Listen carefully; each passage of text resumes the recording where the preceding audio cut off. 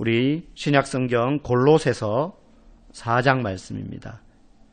신약성경 327페이지.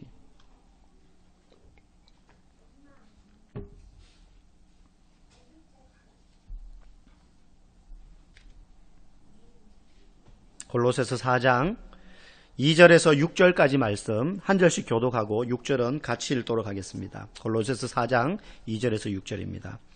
기도를 계속하고 기도에 감사함으로 깨어 있으라.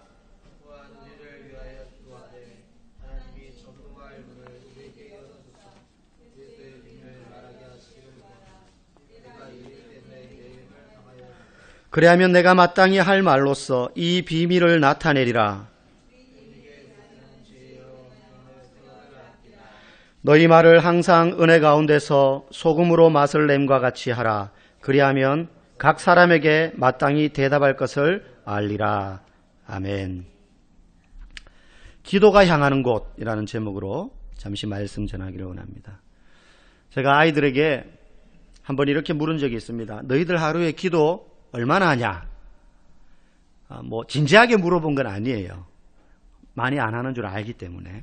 그래서 얼마나 하냐 물어보니까 너무 당당하게 말하는 거예요. 저는 별로 기대 안 하고 그냥 건성으로 물었는데 하루에 3번은 꼭 해요 이러는 거예요. 뭔지 알죠? 속으로 새끼 꼬박꼬박 잘 챙겨 먹는구나 이런 생각이 했습니다. 밥 먹을 때마다 간식 먹을 때도 하겠죠. 그럼 한 3번은 넘을 수도 있을 테지만 여러분, 그러나 제가 그 아이들에게 기도 얼마나 하냐 물은 건 단순히 횟수를 물은 건 아닐 겁니다. 그렇죠? 단순히 우리가 기도 얼마나 하십니까? 누군가에게 묻는다면 단순히 하루에 몇 번 기도합니까? 아니면 하루에 몇 분이나 기도합니까? 사실 그런 거 가지고 그 사람의 기도의 어떤 양과 질을 평가할 수는 없죠. 그죠? 횟수나 시간 가지고 평가한다면 사실 정말 횟수나 시간을 내기가 힘들 만큼 바쁘신 분들도 있게 마련이거든요. 낮밤이 바뀌어서 일하시는 분들도 있고요. 횟수나 단순히 시간을 가지고 우리가 기도를 얼마나 합니까? 이걸 단적으로 표현할 수는 없으나 우리 자신은 잘 알고 있어요. 뭘 잘하느냐? 기도가 많이 부족하다. 단순히 나는 기도 시간이 짧아. 이렇게 생각해서일 수도 있고 나는 기도를 하루에 한 번도 잘 못하는 경우들이 있는 것 같아. 이런 것들 가지고 나는 기도가 부족해. 이렇게 우리는 많이 생각하고 있다는 거죠. 그러나 기도함에 있어서요, 오늘 본문이 우리에게 가르쳐주는 가장 중요한 사실 하나는요, 기도함에 있어서 중요한 것이 있는데 그것은 기도의 방향성이라는 겁니다. 횟수나 시간도 중요합니다. 하루에 1분 하는 것보다 5분, 10분 하면은 더 나쁘지는 않겠죠. 당연히 더 좋겠죠. 그런데 무엇보다 중요한 건요, 횟수나 그 양을 뛰어넘는 것이 있는데 바로 기도의 방향성입니다. 기도의 방향성이란 우리가 무엇을 위해서 기도하고 우리의 기도가 어디를 향하여 초점을 맞추고 있는가를 말하는 거예요. 기도를 많이 했는데 전혀 의미 있는 방향과 뚜렷한 목적을 가지고 있지 않는 기도라면 그것은 중언부언하는 기도죠. 아무리 많이 하더라도 사실 그것은 의미가 없습니다. 그런데요, 정말로 나는 시간이 없어가지고 쪼개가지고 정말로 회사에서 일하다가 잠깐 쉬는 시간에 밥 먹고 남는 시간에 나는 기도해요. 근데 그 5분, 10분 하는데 분명한 방향성과 내가 하는 기도의 의미와 목적을 가지고 한다면 비록 시간과 횟수, 양은 적을지 몰라도 그 기도는 뚜렷한 목적을 가지고 하는 기도, 의미 있는 기도가 된다는 겁니다. 오늘 본문은 우리에게 제일 먼저 이렇게 말합니다. 2절에 보니까요, 기도를 계속해야 하라. 바울이 지금 골로새 교회 성도들에게 권면하는 거예요. 뒤로 가면 갈수록 이제 4장이 마지막이거든요. 바울은 지금 감옥에 gat혀 있습니다. 연금되어 있는 상태예요. 그런데 골로새 교인들에게 마지막으로 당부하는 게 사실 그 앞에 이제 가정에 대한 이야기가 나옵니다. 근데 이건 제가 지난 수요예배 때도 또 설명을 하고 했던 부분이라 넘어갔어요. 마지막으로 당부하는 부분의 시작이요, 기도를 계속해라 하는 거예요. 여러분, 기도는 우리가 기도해야 될 어떤 문제나 상황이 생겼을 때 그때 하나님의 도움을 요청하는 수단이기도 합니다. 그런데 그런 수단만은 아니라는 거죠.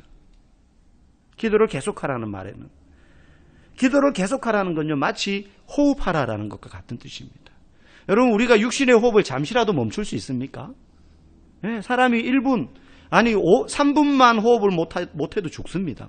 한 1분만 제대로 산소가 공급 안 돼도 사람이 거의 몸이 마비가 오거나 만신불수 상태에 빠질 수 있는 극도 위험한 이 호흡이 그만큼 중요해요.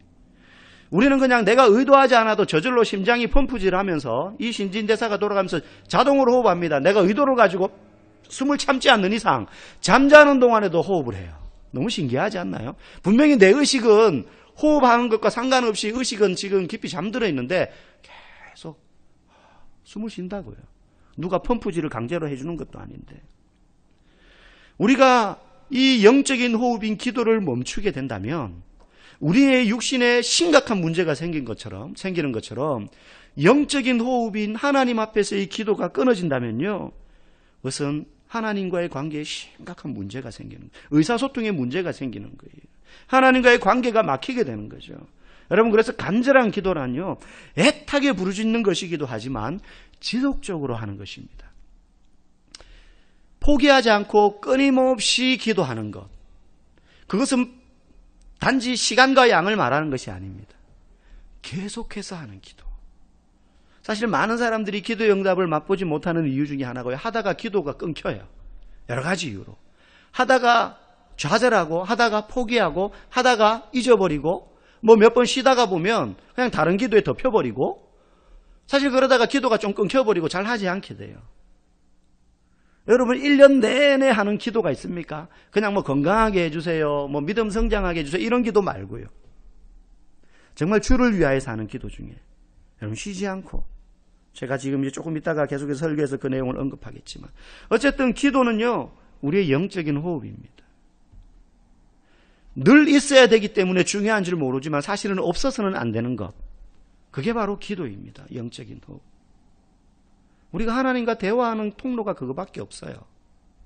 그냥 입 딱 닫고 있어도 하나님 다 아시죠. 어떤 사람 그래, 내가 뭐 일일이 간구해야 되나, 하나님 다 아신다고 하는데, 하나님 모르는 것이 없는 분인데 굳이 내가 기도하지 않아도. 그런데 하나님 우리가 뭐 하는 걸 보기를 원해요? 자식이 엄마한테 엄마 이거 좀 주세요, 이거 먹여주세요, 이거 맛있겠어요, 저거 사주세요.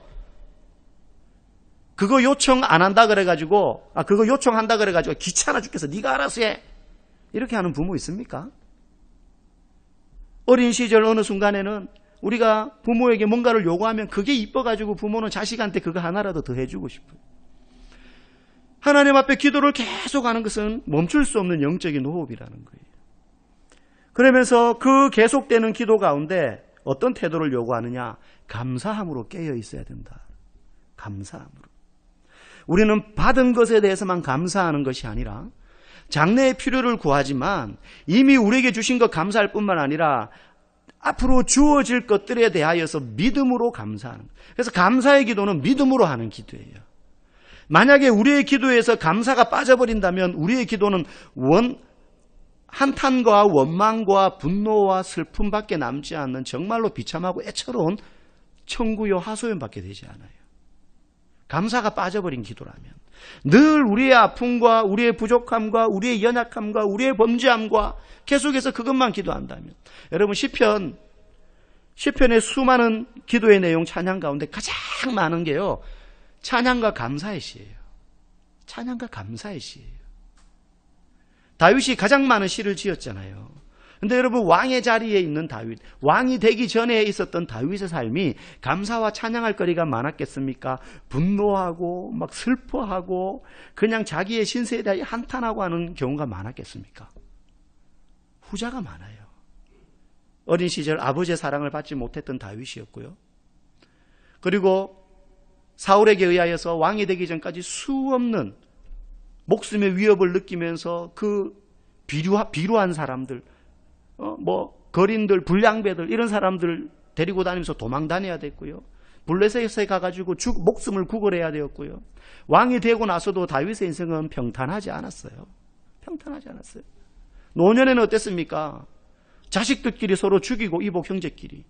아들이 반란을 일으켜가지고 다윗 왕의 후궁들을 다 강간하고 겁탈하고 아비를 욕보이고 그런 인생을 살았던 사람이 다윗이에요.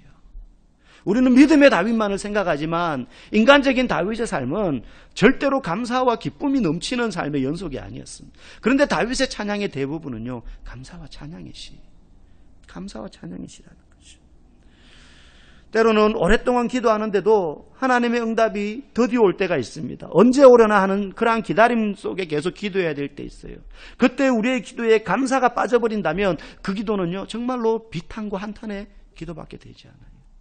그렇기 때문에 우리는 계속적으로 깨어 기도할 때에 감사함으로 기도할 때 그 기도가 더욱더 힘이 있는 기도가 된다는 것입니다. 특별히 기도의 방향성에 대해서 오늘 3절에 이야기합니다. 3절을 한번 우리 눈으로 보실까요? 3절 또한 우리를 위하여 기도하되 하나님이 전도할 문을 우리에게 열어주사 그리스도의 비밀을 말하게 하시기를 구하라. 바울이 골로새 교인들에게 중보기도를 부탁하는데 너희 이렇게 좀 기도해 주라. 무슨 기도냐? 우리가 바울이 지금 연금 상태로 갇혀 있는데도 자기는 그 집에 찾아오는 가택연금되어 있는 상태에 찾아오는 사람들에게 가르쳐요. 복음을 전해요. 그래서 기도를 부탁합니다. 전도할 문을 열어주사 우리에게 그리스도의 비밀을 말할 수 있도록 너희들이 좀 구해라. 중보기도 부탁하는 겁니다. 여러분, 사람은요, 자신이 관심 가지고 있는 관심 분야에 많은 시간을 할애하고 알려고 노력합니다. 주로 내가 TV 프로그램을 뭘 보느냐? 홈쇼핑을 주로 보시는 분은 거기에 관심이 있는 거예요. 물건 새로 나온 신상 사가지고 써보는 재미. 한번 써보고는 창고에 처박아 두잖아요. 나중에 이사 갈 때 보면 그런 물건이 언제 있었는지도 모르는 새 물건들이 막 수북이 나와요. 한번 써보고 몇 번 쓰다가 막 사기 전에는 막 엄청 마르고 딸도록 쓸 것 같아. 이 가격에 저거 사면은 진짜 몇 번 쓰고도 그냥 본전 뽑을 것 같은 마음으로 사요.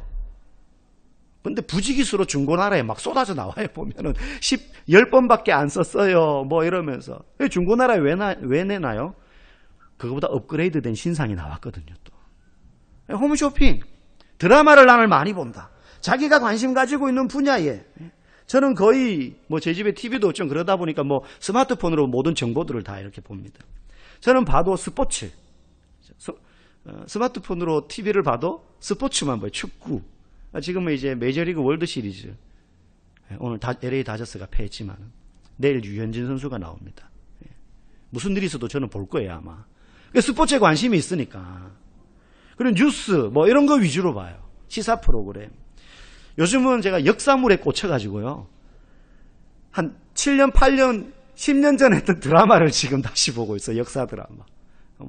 세종대왕 시대 이야기, 고려말 조선처, 이성계, 태종 이방원 이야기, 그런 배경에 관계된 여러 가지 역사물을 보고 드라마니까는 픽션과 논픽션이 막 이렇게 짬뽕돼 있으니까 또 이게 진짜 사실인가 이런 인물이 있었나 막 검색도 해보고요. 또 그런 역사를 강의하는 이제 한국사 강의도 막 이렇게 인터넷으로 보면서 너무 재밌어요. 거기에 좀 시간을 많이 쏟고 있어요. 우리의 기도도 마찬가지예요. 내가 관심을 두고 있는 분야에 가장 많은 시간을 할애해서 기도합니다. 참 기도 많이 안 하는데 그 중에서도 내가 관심 있는 분야에 할애해서 기도한다는 거예요. 특히 가장 많이 하는 것이 우리의 필요를 구하는 겁니다. 저도 사실 여기에서 자유롭지는 않아요. 대부분의 성도들이요, 이 정도의 기도의 영역에서 벗어나지 않습니다. 내가 필요로 하는 거, 우리 가정에 필요하는 거, 우리 자녀들이 필요로 하는 거, 이 정도 영역을 사실 크게 벗어나지 않아요. 그런데 오늘 바울은요, 골로새 교인들에게 전도할 문을 열어주셔서 복음을 전할 수 있도록 기도하라라고 요청합니다. 여기서 전도할 문이라는 말은 전도할 수 있는 기회와 환경을 말합니다. 바울이 지금 어디 집 밖으로 못 나가요. 로마 가택에 연금돼가지고 아주 제한적이거든요. 그러니까 바울이 끊임없이 기도 요청하는 거예요. 더 많이 전도할 수 있는 환경과 기회를 열어달라고 좀 기도해 주라. 아마 바울의 마음에는 여기서 뛰쳐나가서 마음껏 거리에서 복음을 전하고 싶은 마음이 있었기 때문일 것입니다. 어떤 사람은요, 이런 전도의 문이 열려도 몰라서 못해요. 왜요? 자기 관심 분야가 아니거든요. 영혼을 위하여 복음을 전하고 가르치고 전도하는 일이 자기 관심 분야가 아니에요. 그래서 누군가가 예수 믿기를 이름을 불러줄 사람 한 명도 자기한테는 없어요. 그러니까 대부분의 기도의 내용이 주님 이거 필요해요. 이게 필요해요. 이게 부족해요. 이게 있어야 돼요. 지혜 주세요. 건강 주세요. 이런 물질 주세요. 좀 넓은 데로 가게 해주세요. 좀 더 형편이 나아지게 해주세요. 이런 개인적인 문제에 국한되어 있다는 거죠. 우리가 평소에 하나님의 나라와 의를 구하는 기도를 하고 있다면 이런 일에 관심을 가지고 우리가 보게 되어 있고 이게 우리의 기도의 주된 관심사가 되어서 입으로 나오게 되어야 되는 것입니다. 하나님이 열어주시는 전도의 문을 그때 발견하는 거예요. 바울은요, 자신이 이 일 때문에 지금 내가 매임을 당하였다. 이 말을 로마 지금 가택에 연금되어 있다는 이 뜻이에요. 그러면 이것은 바울 자신만의 일일까? 바울이 나는 이거 하는 사람이니까 너네는 딴 건 모르지만 나를 위하여 이걸 기도해라. 지금 그런 의도로 이런 기도를 요청한 게 아닐 겁니다. 절대 그렇지 않습니다. 그리스도인이 그리스도인 된 이유는 목적은 오직 한 가지예요. 바로 하나님의 영광을 위하여 그분을 기쁘게 하는 삶을 살기 위하여 하나님이 우리를 그리스도인으로 불러주신 겁니다. 하나님이 뭔가 손길이 부족해서 하나님이 능력이 부족해서 하나님의 손길이 닿지 않는 곳이 있으니까 우리를 그리스도인으로 불러주셔서 일시키는 게 아니라 우리로 하여금 하나님을 기쁘게 하는 삶을 살도록 하기 위해서 우리를 불러주셨다는 거예요. 그게 창조의 목적이고 우리를 성도되게 하신 목적인 거예요. 그러면 하나님이 뭘 할 때 가장 기뻐할까요? 우리가 뭘 할 때 하나님이 가장 기뻐하느냐는 거예요. 우리가 천천의 순양이나 만만의 강수 같은 기름으로 제사를 드리고 예배를 뻑적지근하게 그렇게 드린다 해가지고 하나님은 기뻐하시지 않습니다. 그분은 겸손히 하나님의 말씀에 순종할 때 기뻐하십니다. 그럼 하나님의 말씀에 가장 순종하는 삶이 뭡니까? 그분이 내어주신 가장 귀한 독생자 아들 예수 그리스도, 그분이 오신 목적대로 우리가 사는 거예요. 그분이 왜 죽으셨어요? 나를 믿는 자는 죽어도 살겠고 예수 그리스도를 믿음으로 영생의 진리를 얻게 되는 이 복음을 전하는 삶을 사는 것, 그것이 우리가 주님이 기뻐하시는 순종의 삶이라는 거예요. 바울은 지금 그 순종 때문에 자기가 갇혔다고 이야기합니다. 오늘날 많은 사람들은요, 세상 사람들은 성공하는 법에 갇혀 살고 자신의 명성과 부요함의 우상에 갇혀서 삽니다. 자식 뒷바라지 잘해가지고 번듯하게, 자기는 고생하더라도 번듯하게 자식 키워서 나중에 자식 덕 보면서 좀 호강하고 어깨 피고 자랑하면서 살고 싶다는 생각에 사로잡혀 삽니다. 힘들고 어려운 문제 앞에서 하나님께서 기도로 응답해 주셔서 이런저런 걱정 없이 편안히 살았으면 하는 생각에 많은 사람들은 갇혀서 살아요. 바울은요, 복음의 비밀을 불신자들에게 지혜로 전할 수 있도록 기도하라라고 요청하고 있어요. 바울이 오직 기도 말하는 것은요, 나 좀 여기 나가 좀 자유롭게 살게 해줘. 너무 갑갑해. 나의 편안과 안전함을 위해서 기도해 주라, 이게 아니에요. 자신이 거기서 벗어나는 것도 복음을 전할 수 있었으면 좋겠다는 거예요. 자녀를 위하여 기도할 때 지혜 주셔서 공부 잘하게 해 주십시오라고 기도하기보다 주님 지혜 주셔서 복음 전하는 삶으로 쓰임받는 자녀 되게 해 주세요라고 우리가 기도하는 것이 하나님이 원하시는 기도예요. 그러면 하나님께서 그 자녀가 어떤 직업, 어느 곳에서 어떤 모양으로 어떤 일을 하든지 그 일을 통해서 복음을 잘 흘려보낼 수 있는 쓰임새 있는 삶을 살도록 그 자리에 갖다 놓으신다는 거예요. 우리 아들 공부 잘해가지고 서울대 가게 해주세요가 아니라 우리 아들 지혜 주셔서 공부 잘해서 이걸 통해서 주의 복음을 흘려보낼 수 있는 삶을 살게 해주세요라고 기도하면 그 자녀가 뭐 서울대를 가든 어디를 가든 거기 가서 가장 복음을 잘 흘려보낼 수 있는 쓰임새를 살도록 하나님이 하신다는 거예요. 특별히 오늘 5절에 바울은요, 이 복음을 전하는 기회의 문을 열어달라고 기도 요청하면서요, 골로새 교인들에게도 동일하게 말합니다. 너희 세월을 아껴라. 세월을 아껴라. 여러분, 세월을 아끼라는 말은 기회를 사서 가져라 이 뜻입니다. 그저 시간 절약해 이 뜻이 아니에요. 기회를 사서 가지라는 말은 굉장한 적극성을 이야기하는 거예요. 복음을 전하는 데 있어서 그저 불신자가 자기한테 다가오기를, 저는 내성적이고요, 말도 잘 못하고요, 누가 와가지고 너 교회 다녀? 그 말만 해도 약간 좀 이렇게 움츠러들고요, 그래요.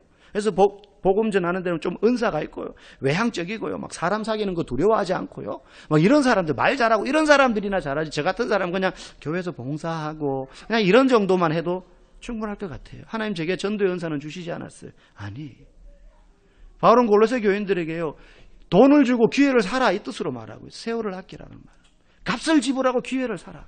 복음을 전하는 데 있어가지고 적극적으로 내게 주어지는 매일의 여러분 똑같은 시간이 저나 여러분에게나 똑같이 주어집니다. 24시간이. 그 똑같은 시간을 어떤 사람은 소극적으로 씁니다. 그래서 그저 자신의 삶을 하루 똑같이 살아가는 데 사용하지만 깨어 있어서 기회를 주고 전도의 문이 열리도록 관심을 가지고 기도하는 성도는 그 똑같이 주어지는 시간을 복음을 전하는 기회로 삼는다는 거예요. 그렇게 하루를 쓰려고 한다는 것입니다. 하는 일은 같아요. 예. 그렇게 관심을 가지지 않는 사람이나 기회를 사서 쓰는 사람이나 같은 직장에 가서 같은 업무를 보면 일은 비슷하게 하겠죠. 그런데 기회를 사서 복음을 전하려는 사람은 똑같은 일을 하면서도 뭐라고 기도하겠어요? 주님, 내가 이 일을 하는데 이게 먹고 살기 위해서 어쩔 수 없이 하는 일이 아니라 이 일을 통하여 내가 복음을 전할 수 있는 문을 내게 열어주시면 내가 그 기회를 사겠습니다. 다가가겠다는 거예요. 전하겠다는 거예요. 적극적으로 나서겠다는 거예요. 오늘 마지막 6절은요. 너희 말을 복음을 전할 때에 은혜 가운데서 소금으로 맛을 냄과 같이 하라. 그리하면 각 사람에게 마땅히 대답할 것을 알리라. 여러분, 소금으로 맛을 낼 때 뭉탱이로 해가지고 한 곳에만 이렇게 확 그냥 쳐 뿌렸다고 합시다. 나중에 배추가 이제 김장이 익어가지고 먹으면 맛이 어떨까요? 여기는 짜서 못 먹고 여기는 맹탕이겠죠. 그래서 골고루 하면서 막 안에도 섞어주고 뒤집고 막 이렇게 하잖아요. 소금으로 맛을 냄과 같이 하라는 것은 한 곳에 치우치는 것이 아니라 마치 소금을 골고루 스며들게 할 때 음식으로 하여금 좋은 맛을 내게 하는 것처럼 복음을 전할 때에 우리가 말을 할 때 각 사람에게 우리가 어떻게 대답해야 할지를 주님이 가르쳐 주는 것으로 말을 하라는 겁니다. 그렇기 때문에 전도는 은사의 문제가 아니에요. 말 잘하는 사람이 복음을 더 잘 전할 수는 있겠죠. 그런데 말을 잘하는 사람, 재능이나 기질을 따라서 더 잘할 수는 있겠지만 기본적으로 그리스도인은 다 복음을 전할 수 있습니다. 왜? 첫 단추만 잘 깨면 돼요. 주님, 내가 기회를 사서 복음을 전하고 싶습니다. 복음을 전할 수 있는 전도의 문을 열어주십시오. 여기에 관심을 가지고 우리가 기도하기 시작하면 소금으로 고르게 맛을 냄과 같이 주께서 대답할 이야기를 우리에게 가르쳐 주신다는 거예요. 거기에다가 성경을 더 잘 알면 더 좋긴 하죠. 그렇죠? 그리고 사람들과 관계 잘 맺는 어떤 성품이 되면 더 좋을 수는 있죠. 그러나 그게 없다고 해가지고 나는 복음 전할 수 없어. 나는 전도의 은사가 없나 봐. 그렇게 해서 전도를 안 하면 되는 것이 아니라는 겁니다. 그것과 상관없이 우리가 영혼에게 관심을 가지고 전도할 문을 열어주십사 기도하며 우리가 깨어 기회를 사서 주님 앞에 간구할 때 우리가 전도할 수 있도록 우리의 입술에 해야 될 말을 넣어주신다는 거예요. 저야말로 사실은 앞에서 설교하기에 너무 하자가 많은 성품의 사람이거든요. 저도 학창시절을 지나면서 너무 내성적이고 너무 소극적이고 너무 내향적이어서 앞에 서서 이렇게 이야기한다는 것은 상상도 해보지 못했다. 학교 다닐 때 뭐 몇 번 이렇게 뭐 누가 반장 뭐 이렇게 추천해라 그러면 뭐 이렇게 추천 받고 이러면 저는 막 그냥 얼굴이 사색이 됐었어요. 절대 안 한다. 막 진짜 정색하면서 나 추천한 친구 막 죽일 듯이 째려보고 막 그러면서 막 절대 저는 그런 거 못하는 성격이었어요. 근데 하나님이 선한 마음을 주시고 복음을 전하고 싶은 마음을 주셨는데 저 자신이 깜짝 놀랐어요. 내가 무슨 앞에서 설교를 하고 목사가 될까? 근데 그 마음을 하나님이 주시는데 두려움이 사라지고 이야기할 수 있게 하시더라고요. 오늘 본문은요. 기도자의 태도와 그리고 내용과 목적에 대해서 말하고 있습니다. 이것이 기도의 방향성이에요. 우리의 기도가 우리를 향해 있지 않고 주님의 뜻에 맞추어져 있을 때 그렇게 기도하는 사람이야말로 얼마나 기도합니까? 라고 말할 때 웃으면서 자신 있게 기도하고 있습니다. 시간이 아니라 양이 아니라 횟수가 아니라 내 기도가 향하는 곳이 복음을 전하는 것이어야 합니다. 물론 그 기도만 하라는 것은 아니지만 여러분 기도의 내용의 대부분이 결코 나의 필요와 간구가 전부가 되어서는 안 됩니다. 예수님께서 여러분 자신을 위하여 기도하신 적이 있을까요? 예수님이 3년여간 공생의 사역을 하시면서 자기 자신을 위하여 기도하신 적이 딱 한 번 있습니다. 겟세마네 동산에서 십자가를 지시기 전에 십자가를 지시기까지 그리고 십자가에 못 박혀 돌아가실 때까지 그 고통이 얼마나 고통스러울지 너무나 잘 아셨기 때문에 그때 마지막으로 예수님은 처음이자 마지막으로 아버지여 하실 수만 있다면 이 잔을 내게서 거두어 주십시오. 이 고통이 내게 그대로 오지 않았으면 좋겠습니다. 그때 딱 한 번 예수님은 자신을 위하여 기도하셨어요. 하지만 우리는 얼마나 많이 우리를 위하여 기도합니까? 그런데 그 일의 대부분은요, 우리에게 일어나지 않을 일들이고요. 그 중에 많은 일들은 일어나지 않을 그 일들에 대해서 미리미리 우리가 땡겨가지고 대비해서 기도하는 거예요. 그건 얼마나 준비성이 좋은지 몰라요. 우리 자신의 문제에 대해서는. 얼마나 그냥 보험상품 들어놓는 것보다 더 그냥 매일매일 그 문제를 위해서 해결될 때까지 그냥 막 계속해서 기도합니다. 예수님이 보실 때, 야, 내가 너희들 자녀들 공부 잘하도록, 사업 잘 되도록, 건강하도록 그렇게 되도록 하려고 내가 그 십자가에서 피 철철 흘리면서 죽었냐? 복음 때문에 죽으신 거잖아요. 그 복음이 우리를 살리셨고 그리고 우리에게 새로운 삶을 주셨습니다. 복음 때문에 주신 거예요. 죽으신 거예요. 저와 여러분들이 그 복음의 문이 열리도록, 그래서 우리의 삶에 그리스도의 비밀을 전하는 자로서 그 부분에 관심을 가지고 기회를 사서 영혼을 위하여 복음 전하는 자들 되기를 원합니다. 지금 우리 교회가 다락방 행복 파티를 준비하고 있습니다.